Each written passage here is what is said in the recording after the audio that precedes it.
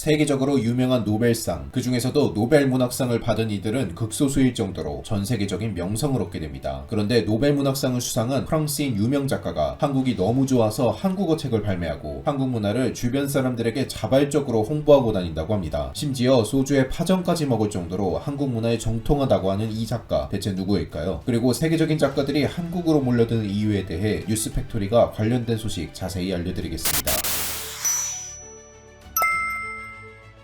오래전부터 한국의 놀라운 역동성과 힘의 반환이가 있습니다. 그는 처음 서울의 거리에 발을 디딘 순간부터 한국 사랑에 푹 빠졌다고 하는데요. 프랑스 출신의 세계적인 문학가 장 마리 귀스타브 르클레지오는 한국의 반환 순간을 잊지 못한다고 합니다. 2001년부터 한국을 찾았던 그는 지금까지도 한국 사랑에 여념이 없습니다. 르클레지오는 1940년 영국계 아버지와 프랑스인 어머니에서 태어난 인물로 프랑스에서 쭉 살아온 소설가입니다. 프랑스어를 사랑하는 인물이자 경기인으로 쭉 살아왔다고 고백한 그는 2008년 노벨 문학상 수상자로 지명되면서 단숨에 스타 작가가 되었습니다. 그의 소설은 프랑스 내에서 발매했다 하면 파란을 일으킬 정도로 삶의 궤적을 잘 그려내는 것으로 유명합니다. 그런 그를 설명하는 데 있어 빠질 수 없는 것이 바로 한국인데요. 한국이 과거 서유럽을 비롯한 선진국들에 잘 알려지지 않았을 2000년대 초반부터 한국을 찾은 그는 한국의 아름다운 풍경과 그 속에서 사는 한국 사람들의 에너지에 반해 매년 한국을 찾을 정도로 한국에 대한 깊은 애정을 지닌 인물입니다. 그는 한국 여행으로 성에 차지 않아 2007년도에는 아예 이화여대 교수로 취임해 1년 동안 한국 학생들을 가르치며 한국의 명소를 체험했다고 합니다. 소주를 마시고 다음날 아침에 해장국집을 찾아가 해장을 하고 버스나 지하철을 타면서 자연스럽게 한국어 간판을 읽는 모습을 보인 그는 한국 사람이라고 불러도 이상하지 않을 만큼 한국 문화에 익숙합니다. 생활만이 아니라 그의 본업인 글에서도 한국에 대한 사랑이 묻어나는데요. 그는 한국에 위치한 운주사를 방문해 그 경치와 멋에 반해 운주사 가을비라는 시를 출판하면서 한국과 첫 인연을 맺었습니다. 또한 제주도 해녀에 관한 기사를 읽고 난 뒤 제주도를 방문한 그는 제주도 해녀가 살아온 삶에 대해 깊은 인상을 받아 폭풍을 하는 소설을 집필하는 열정을 보였습니다. 놀라운 점은 폭풍에서 등장하는 제주 방언 표현이나 삶의 묘사가 프랑스인이 썼다고는 믿을 수 없을 정도로 한국 냄새가 나는 글이었습니다. 그가 오랜 기간 해녀를 지켜보고 한국을 사랑하지 않았다면 불가능한 일이었죠. 그 외에도 빛나, 서울 하늘 아래라는 책을 쓰며 한국인 주인공을 중심으로 한 소설을 전 세계에 발매하면서 자신이 체험했던 서울의 모습을 글로 담아냈습니다. 작품 구상 시 매일같이 서울 지하철을 타고 다니면서 한국인의 모습을 관찰하고 여기서 받은 영감을 기반으로 소설을 쓸 수 있었다고 고백합니다. 한국은 세계 그 어디에서도 찾을 수 없는 다양성과 에너지를 가진 곳이라고 말하며 그는 한국에 대한 깊은 애정을 드러내는데요. 맨부커상을 수상한 한강 작가를 일찍이 알아보고 프랑스 문단에 소개하기도 한 인물입니다. 코로나가 아니라면 한국에 살았을 거라는 르클레지오는 한국인들이 가진 정문화에 대해 말하며 한국에서만 느낄 수 있는 유대와 사랑인 정을 다시 느끼고 싶다고 말했습니다.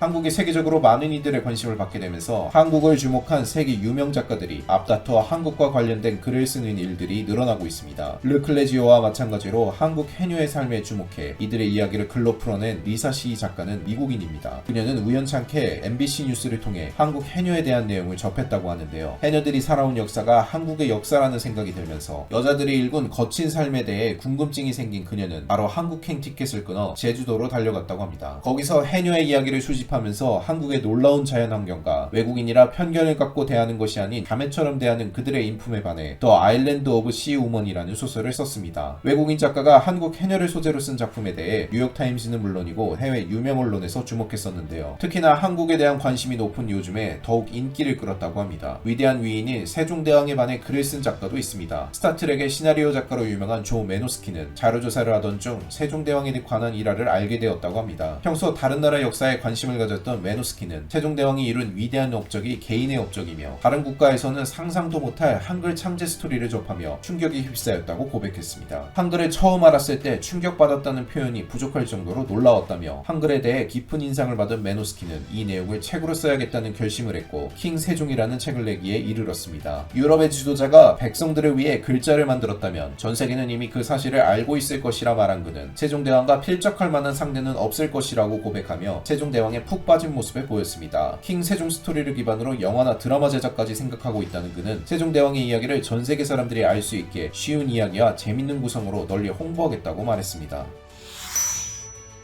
이제까지 덜 알려졌던 한국을 서구 세계의 외국인들이 재조명하며 한국의 뛰어난 문화유산을 앞장서서 알리고 있는 셈인데요. 지금보다도 더 많은 작가들이 한국을 찾아올 전망입니다. BTS를 시작으로 넷플릭스의 전 세계적인 인기를 끌고 있는 K 콘텐츠에 이르기까지 다른 국가에서는 체험할 수 없는 역동성과 독특한 문화를 누릴 수 있기에 외국 작가들이 한국으로 달려오는 것은 어쩌면 당연한 일인지도 모릅니다. 앞으로 많은 외국인들이 한국에 찾아와 한국적인 스토리에 반하길 바라며 세계 속에서 한국이 제1의 문화강국으로 자리매김하길 기원하겠습니다. 지금까지 뉴스팩토리였습니다. 시청해주셔서 감사합니다.